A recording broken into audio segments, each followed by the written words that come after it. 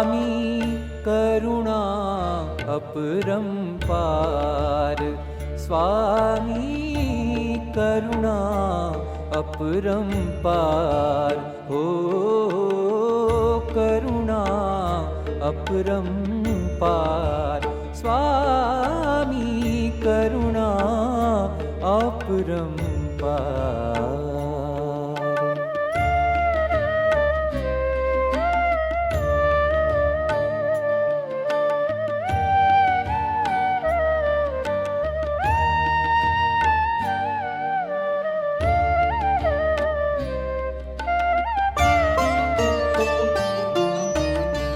रात दिवस ना जोया पे रात दिवस ना जोया आपे वर्षा हो के टाढ़े तापे वर्षा हो के टाढ़े तापे देह तणी तमान राखी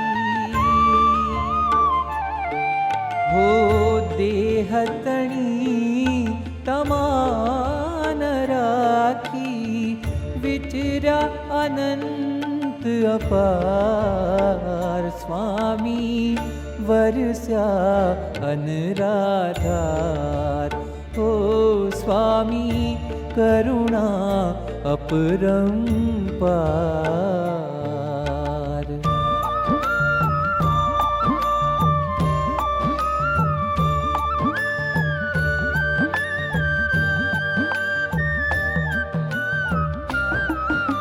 સ્વામિનારાયણ ભગવાને જે એમનું સ્વરૂપ આપ્યું છે, એમનું સ્વરૂપ જોઈએ એમના ભલભલા માણસોના દુઃખો દર્દો બાપાના ખાલી દર્શનથી દૂર થઈ જાય।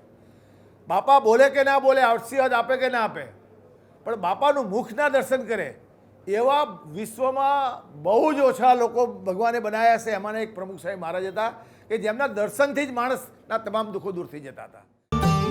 गामो गामने देश विदेशे गरीब केरी झूपड़ी मां गामो गामने देश विदेशे गरीब ધાર્મિક ક્રાંતિ હોય, સામાજિક ક્રાંતિ હોય કે અનેક પ્રકારની ક્રાંતિ હોય, એ બધી ક્રાંતિઓ આવા વિશ્વવંદનીય વિરલ વિભૂતિઓના માધ્યમથી થતી હોય છે।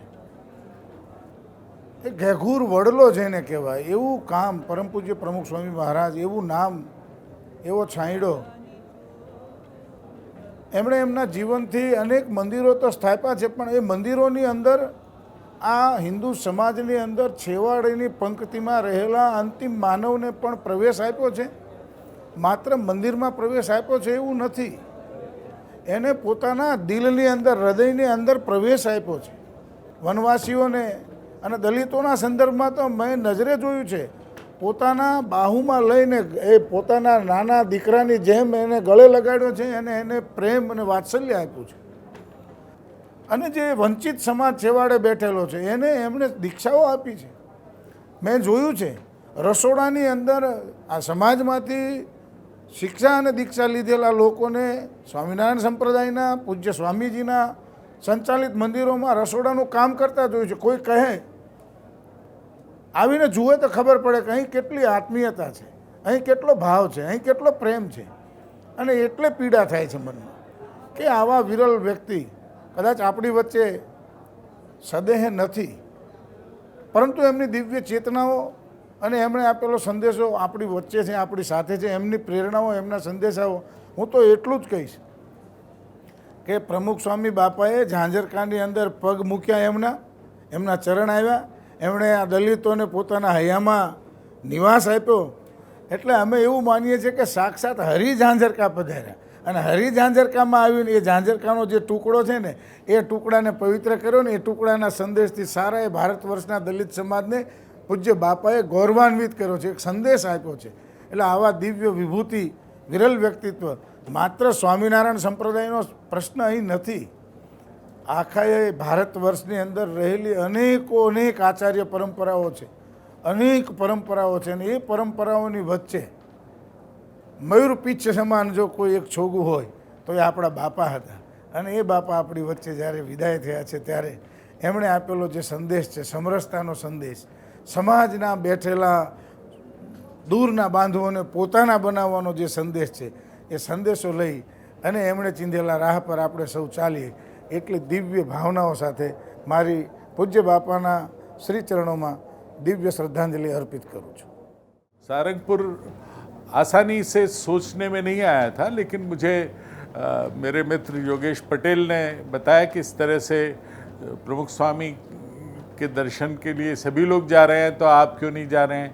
तो ये कार्यक्रम बना और रास्ते भर जो मैंने एक उन्माद सा देखा लोगों में यहाँ आने का, तो मुझे लगा कि ऐसा उन्माद साधारण व्यक्ति के लिए नहीं होता। या तो कहीं कोई उन्माद वाली चीज़ हो तो होता है, पर किसी संत के लिए इतनी श्रद्धा इस तरह से बरसे, ये मेरे लिए एक चमत्कार और बिल्कुल चमत्कृत कर देने वाली घटना थी। कि इस देश की एक श्रेष्ठ आध्यात्मिक परंपरा रही है, उस परंपरा को सारे सामर्थ्य के साथ नित्य प्रवाहित करने वाले अनेक महापुरुष इस भूमि पर देह रूप लेकर आए। उसी श्रेष्ठ परंपरा में प्रमुख स्वामी जी का स्थान अपने आप में एक बहुत बड़ा विशेष स्थान है। भारत के बाहर दुनिया के अन्य देशों में अपने इस देश की विरासत का संदेश स्वामी जी ने जन जन तक पहुंचाया है। केवल हिंदू ही नहीं तो अन्य समाज के लोग भी स्वामी जी के इन वचनों से, उनके दर्शन से लाभान्वित हुए हैं और इस मार्ग पर चलने के लिए प्रेरणा उनसे प्राप्त की है, ऐसा मैं मानता हूँ। युवा वर्ग में आज भोगवाद की ओर जाने वाले लोग इस भोगवाद से हटकर त्याग और समर्पण, श्रद्धा और भक्ति, अध्यात्म का भाव मन में लेकर इस मार्ग पर चल रहे हैं। मैं समझता हूँ कि एक बहुत बड़ी आज के विद्यमान युग में, आज के काल में इससे और बड़ी अद्भुत शक्ति तो हमें दिखाई नहीं देती।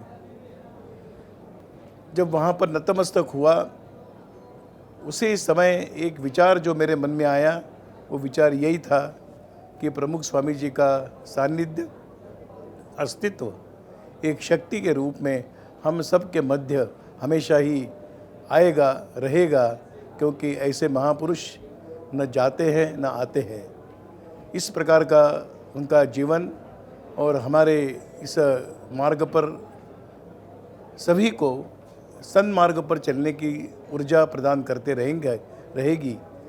यह अद्भुत वातावरण में जन सामान्य को आने का अवसर प्राप्त होता रहे, लोग आए, उनके जीवन का स्मरण करते हुए और अपने जीवन को भी एक सन्मार्ग पर ले जाने का संकल्प लेकर जाए।